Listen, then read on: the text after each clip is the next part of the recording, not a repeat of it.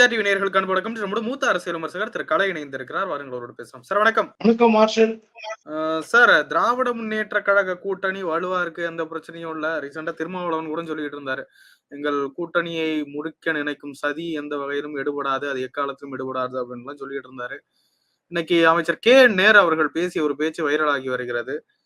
இதே பேட்டர்ன், இதே அமைப்பு 2026 தொடராது அப்படின்னு சொல்லி இருக்கிறாரு. அவர் கூட்டணி தான் தொடராது அப்படின்னு சொல்லி இருக்கிற மாதிரி நிறைய தொலைக்காட்சிகள்லாம் செய்தியை போட்டுட்டு இருக்காங்க. எப்படி பாக்குறீங்க இந்த கருத்தை? அதான் அமைச்சர் நேரு சொன்னதுக்கு அவர் இந்த முகாந்திரத்தையும் சொல்லல. ஆனா அதுக்கு பின்னாடி ஏதோ காரணம் இருக்கணும். இல்லாட்டி அப்படி வெளிப்படையா அவர் பேச மாட்டாரு. மூத்த அமைச்சர், மூத்த அமைப்பு செயலாளர் கட்சிக்கு. அதனால அவர் சொன்னதை நம்பித்தான் ஆகணும். அவர் சொல்றது நிச்சயமா 2026 வரைக்கும் இந்த செட்டப் தொடராதுன்னா அந்த கூட்டணி தான் அர்த்தம். வேற என்ன தொடராது? அதனால நீங்க உஷாரா இருக்கணும்னு அவர் சொல்றாரு. அந்த இதுக்கு முன்னாடியே பல விஷயங்கள்ல இந்த கூட்டணிக்குள்ள குழப்பங்கள் வந்திருக்குது. ஒண்ணு, ஆளுநர் தேநீர் விருந்துக்கு இவங்க திடீர்னு போனது, போக மாட்டேன்னு முதல்ல சொல்லிட்டு போன ஆண்டு போகாம இந்த ஆண்டு திடீர்னு போனது. ஆளுநருக்கு இவங்களுக்கு என்ன இடையில நடந்ததுன்னு கூட்டணி கட்சிகளுக்கு ஒரே குழப்பமா இருக்கு. அவங்களாம் வெளியே நிக்கிறாங்க. அவங்களெல்லாம் வெளியே நிறுத்திட்டு இவங்க மட்டும் உள்ள போறாங்க. முதல்வர், அமைச்சர்கள் போறாங்க. அதே மாதிரி கலைஞர் நூற்றாண்டு விழா 100 ரூபாய் நாணயத்தை வெளியிட்டதுலையும் ஏகப்பட்ட குழப்படிகள். ஏன் ராஜ்நாத் சிங்கை கூப்பிடணும்? ஒரு பைசா கூட அவங்க பட்ஜெட்ல, கடந்த பட்ஜெட்ல மத்திய அரசு தமிழ்நாட்டுக்கு ஒதுக்காத போது, அவங்க கொஞ்சம் கூட மதிக்காத போது, ஏன் அவங்கள இவங்க கூப்பிடணும் அப்படிங்கிற கொஸ்டின் இருக்குது. அந்த விழாவை நாங்க நடத்தல, மத்திய அரசு நடத்துது, அவங்கதான் ராஜ்நாத் சிங் வருகையை தீர்மானிச்சாங்கன்னு முதல்வர் சொன்னார். அதுக்கடுத்து விழாவினுடைய அழைப்பிதழை காட்டிய பிறகு, அது மாநில அரசு வெளியிட்ட அழைப்பிதழ் உடனே அது உடனே டக்குன்னு மாத்தி அது அரசு விழா, அதனால ராகுல் காந்தி கூப்பிடலன்னு. ராகுல் காந்தி இன்னைக்கு எதிர்கட்சி தலைவரா நாடாளுமன்றத்தில் இருக்கிறாரு. அது ஒரு அமைச்சருக்கு இணையான போஸ்ட். ராஜ்நாத் சிங் என்ன இருக்கோ, தகுதி இருக்கோ, அதே தகுதி, எல்லா தகுதியும் ராகுல் காந்திக்கு இருக்குது. ஒரு கான்ஸ்டிடியூஷனல் போஸ்ட் இருக்காரு. அவர் அரசு விழாவுக்கு ஏன் கூப்பிடுற, என்ன பிரச்சனைன்னு கேட்ட உடனே இது மத்திய அரசு நடத்துற விழான்னு சொன்னார். நீங்க அழைப்புதல் வெளியிட்டிருக்கீங்கன்னு சொன்ன உடனே அடுத்து என்ன பண்றாருன்னா, மத்திய அரசின் கட்டுப்பாட்டில் மாநில அரசு நடத்திய விழாங்கிறார். இவ்வளவு கன்ஃபியூஷன். ஒரு பொய்யை மறைக்கிறதுக்கு இன்னொரு பொய் கட்டமைச்சிட்டே போறாரு. ஆக நிச்சயமா தெரிஞ்சு போச்சு, அவர் பாஜக பக்கம், அவங்க திமுக சாய ஆரம்பிச்சிருச்சுங்குது. ஆளுநர் என்ன மாற்றத்தை கண்டாங்க? தேநீர் விருந்துக்கு கடந்த ஆண்டு போகாம இந்த ஆண்டு போறதுக்கு ஆளுநர்ல என்ன மாற்றத்தை கண்டாங்க? இன்னைக்கு எந்த யூனிவர்சிட்டிக்கும் வைஸ் சான்சலர் போட முடியாம அவர் இவங்களை தவிக்க விடுறாரு. அப்படி இருக்கும்போது என்னத்த மாற்றத்தை கண்டாங்க? ஏன் அவற்றை தேநீர் விருந்துல திடீர்னு இந்த ஆண்டு கலந்துக்கிறாங்க? திடீரென்று இந்த முடிவுகள், மாற்றங்கள்லாம் வருது. மத்திய அரசாங்கம் இடைக்கால பட்ஜெட்ல தமிழ்நாட்டு ரயில்வே திட்டங்களுக்கு 6000 கோடி ஒதுக்கி இருந்தாங்க. ஆனா பட்ஜெட், இறுதி பட்ஜெட்ல 3000 கோடியா குறைச்சிட்டாங்க. இப்ப என்ன செஞ்சிருக்காங்கன்னா, திரும்ப 6000 கோடியை கொடுக்குறேன்னு சொல்லியிருக்காங்க. அப்ப ஏதோ அண்டர்ஸ்டாண்டிங், ஒரு மறைமுக கூட்டணி, ஒரு அண்டர்ஸ்டாண்டிங், கூட்டணி சொல்ல மாட்டேன் நான், ஒரு புரிந்துணர்வு இருக்குது. பாஜகவுக்கும் திமுகவுக்கும் ஒரு அண்டர் கரண்ட்ல ஒரு மாதிரியான உறவு இருக்குது. அது கள்ள உறவா நல்ல உறவா நமக்கு தெரியாது. ஆனா ஒரு உறவு இருக்குது. இவங்கதான் திமுக, அதிமுக பாஜக வெளியே வந்துச்சு. 100 முறை சொல்லிட்டாங்க, 1000 முறை சொல்லிட்டாங்க, நாங்க திரும்ப கூட்டணி கிடையாதுன்னு. ஆனாலும் இவங்க சொல்லிட்டே இருந்தாங்க. வெளியே வந்தாலும் அவங்களுக்கு 2 பேருக்கு இடையே கள்ள உறவு இருக்குன்னு சொல்லி. ஆனா அப்ப அவங்க 2 பேருமே கோவிக்கல. இப்ப திமுகவுக்கும் பாஜகவுக்கும் ஒரு கள்ள உறவு இருக்குன்னு அதிமுக சொன்னா, திமுக கோபம் வந்தா நியாயமானது. ஆனா பாஜக கோபம் வருது. அண்ணாமலை கொதிக்கிறாரு, எப்படி சொல்ல போச்சுன்னு. ஏன்? அதுல உண்மை இருக்கிறனால 2 தரப்பும் கோவிக்கிறாங்க, இவ்வளவு ஆத்திரப்படுறாங்க. நீ உங்களுடைய விஷயங்கள் வெளியே வருது. அடுத்து என்ன செய்யறாங்க? பாஜக இந்துக்களை தங்களிடமிருந்து பிரித்து விடும் என்ற ஒரு பயம். ஒரு பக்கம் பாஜக எதிர்ப்பு, இன்னொரு பக்கம் உறவு. அதுக்கு என்ன சொல்லிடுவாங்க? என்ன உடனே கேட்டா என்ன சொல்லுவாங்க? நாங்க உரிமைக்கு குரல் கொடுப்போம், உறவுக்கு கை கொடுப்போம். அதுதான் செஞ்சிட்டு இருக்காங்க. இப்ப அந்த வார்த்தை என்பது இவங்களுக்கு இப்ப பொருந்தி வரக்கூடியதா இருக்குது. முருகனை எப்படிங்க கடவுள், தமிழ் கடவுள்னு சொல்லி பெரியார் சொல்லல, அண்ணா சொல்லல, ஏன் கலைஞர் கூட சொல்லல. எப்படி இவங்க திடீர்னு சொல்றாங்க? முருகனுக்கு விழா எடுக்கிறாங்க. எதுக்குங்க? நீங்க பகுத்தறிவு பாசறையிலிருந்து வந்தவங்கன்னு சொன்னீங்க. அன்னைக்கே பெரியார் சொன்னாரு. இல்ல என்னதான் சொன்னாலும் இத வந்து கூட்டணி முறிவுக்கான ஒரு பாயிண்டா பிடிக்க முடியுமா? அததான் அந்த தலைவர்களே இல்ல தெளிவுபடுத்திட்டாங்க. முறிவு என்பது ஒரே நாள்ல வந்துராதுங்க. இந்த மாதிரி பல்வேறு விஷயங்கள்ல முரண்பாடுகள் வந்து முரண்பாடுகள் முற்றும் போது பிளவு வரும். அதை நோக்கிதான் போயிட்டு இருக்கு நான் நினைக்கிறேன். KN நேரு அவர்களும் அதைத்தான் சுட்டி காட்டியிருக்கிறார். அதுல வந்து இப்படிலாம் வார்த்தைகள் வருதுன்னா, ஆம்ஸ்டாங் கொலை வழக்குல திமுக அரசு சரியா செயல்படல அப்படின்னு திருமாவளவன் வெளிப்படையா குற்றம் சாட்டுகிறார். கள்ளக்குறிச்சி சாராய மரணங்களுக்கு எதிராக போராட்டம் நடத்துனாங்க. மார்க்சிஸ்ட் கம்யூனிஸ்ட் கட்சி இப்ப மாநகராட்சியில ஒப்பந்த பணிகளை பணியாளர்களை நீக்கிவிட்டு அந்த தூய்மை பணிகளை கான்ட்ராக்ட் விடக்கூடிய சிஸ்டத்துக்கு எதிராக அவங்க போராட்டம் நடத்தியிருக்கிறாங்க.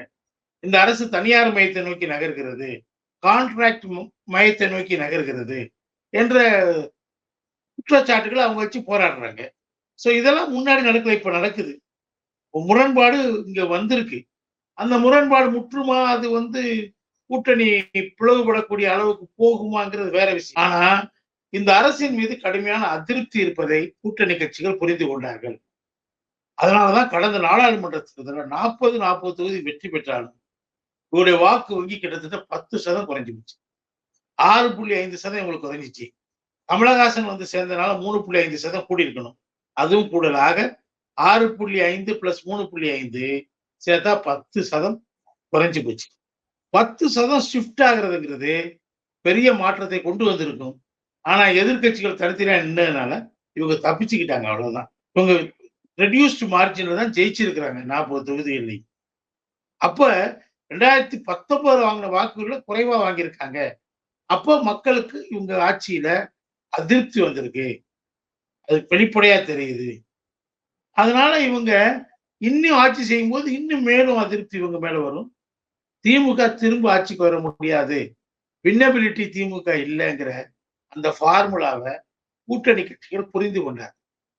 இன்னொன்னு மோடி எதிராக தாங்க எல்லாம் ஒண்ணு சேர்ந்தாங்க. இப்ப நாடாளுமன்ற தேர்தலில் மோடி எதிர்ப்புங்கிறத முன் வைக்க முடியும், சட்டமன்ற தேர்தலில் வைக்க முடியுமா? இவங்க பாஜக ஒரு பக்கம் உறவை பலப்படுத்திட்டு இருக்கும்போது, உறவு கரத்தை நீட்டும் போது, இன்னொரு பக்கம் இந்து மத கடவுள்களுக்கு கோவில் விழா எடுக்க ஆரம்பிச்சிட்டாங்க. அப்ப இஸ்லாமியர்கள், கிறிஸ்தவர்கள், சிறுபான்மையினர் தமிழ்நாட்டில் இவங்களை புரிஞ்சுக்கிற மாட்டாங்களா? இவங்க எந்த திசை வழியில போறாங்கிறத அவங்களுக்கு புரியாதான்? அவங்களுக்கு புரியும். நிச்சயமாக பாஜக கூட்டணியிலிருந்து வெளியே வந்து என்னைக்கும் கூட்டணி இல்லை என்று சொல்லக்கூடிய அதிமுகவை தான் அவங்க நம்புவாங்க.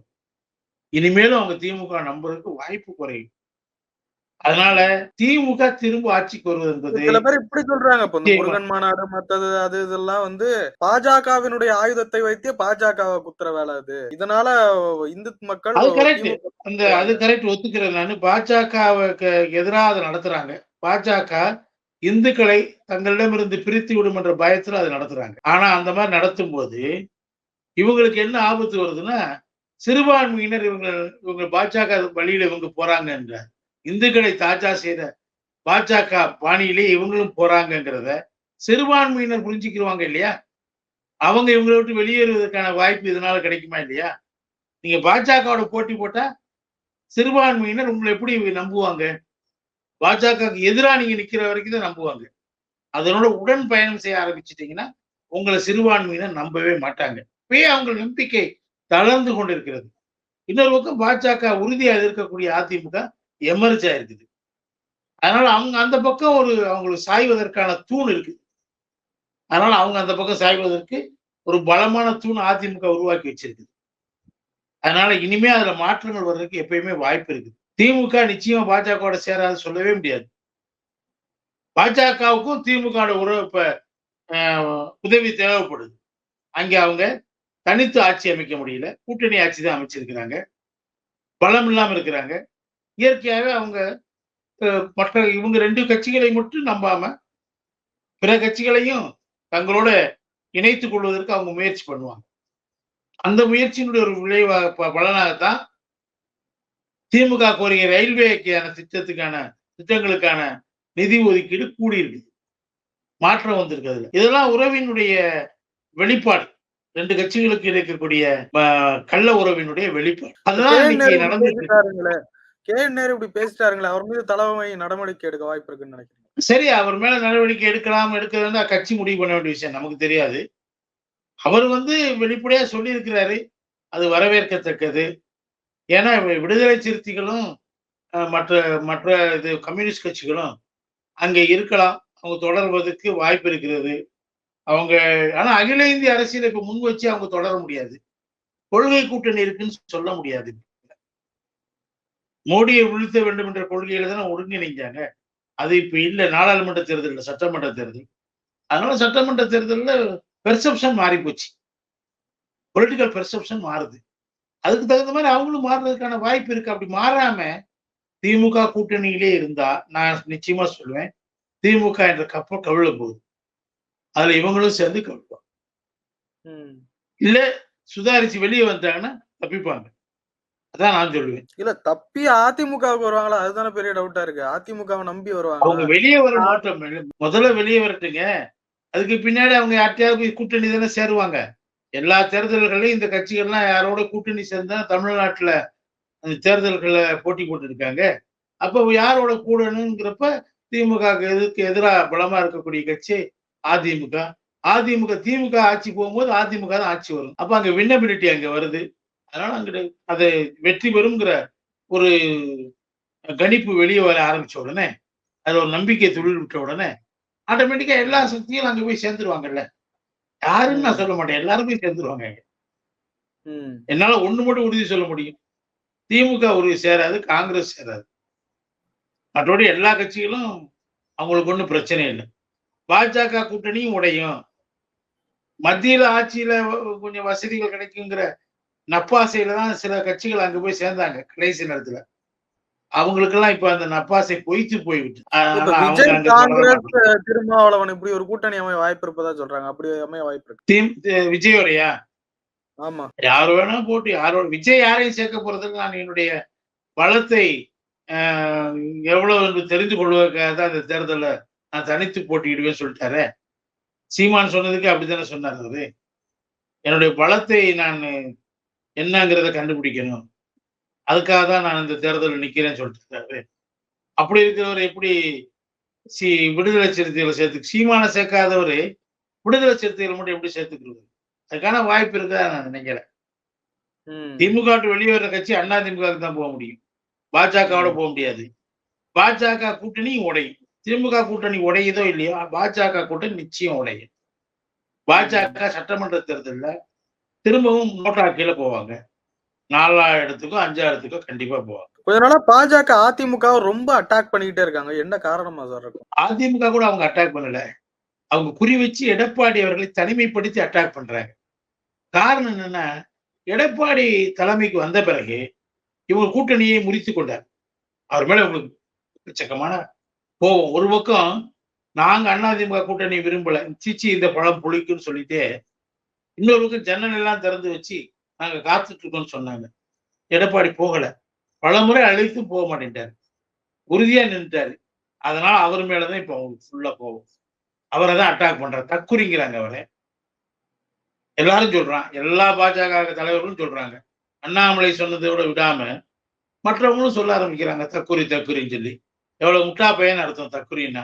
எவ்வளவு கேவலமான வார்த்தையில ஒரு கட்சியினுடைய தலைவரை, பொதுச் செயலாளரை இவங்க திட்டுறாங்க பாருங்க. அந்த அளவுக்கு ஆத்திரம் அவங்களுக்கு, என்ன பேசுறவங்க கூட தெரியாத அளவுக்கு ஆத்திரம் முத்தி பூச்சம். அவங்க இப்ப திமுக தாக்குறதே இல்லை, ஸ்டாலின் அவர்களுக்கு எதிர்த்து பேசுறது இல்லை. பாஜகவினர் இன்னைக்கு அதிமுக, குறிப்பா எடப்பாடி அவர்கள் எதிர்த்து தான் பேசிட்டே இருக்கிறாங்க. அவங்க கனவு கண்டாங்க, நம்ம எடப்பாடி அதிமுக கூட்டணி வச்சுக்கலாம், அந்த மற்ற வெளியில இருக்க 3 பேரையும் சேர்த்துக்கிட்டு நம்ம நாட்டாமை செய்யலாம் நினைச்சாங்க. இந்த 3 பேரை வச்சுக்கிட்டு 4 அணியா இருக்குன்னு சொல்லி பிரச்சாரம் பண்ணாங்க. அப்படி ஒரு அணியா இல்லை. மற்றவங்க ஒன்றும் கட்சி ஆரம்பிக்கல, அவங்க ஒரு அணியாவும் இல்லை. அவங்கள ஒரு தனி அணிங்கிறாங்க. அவங்க எந்த அமைப்பையும் உருவாக்கல. அப்படி இருக்கும்போது பலவீனமாச்சு அதிமுக சொல்றாங்க.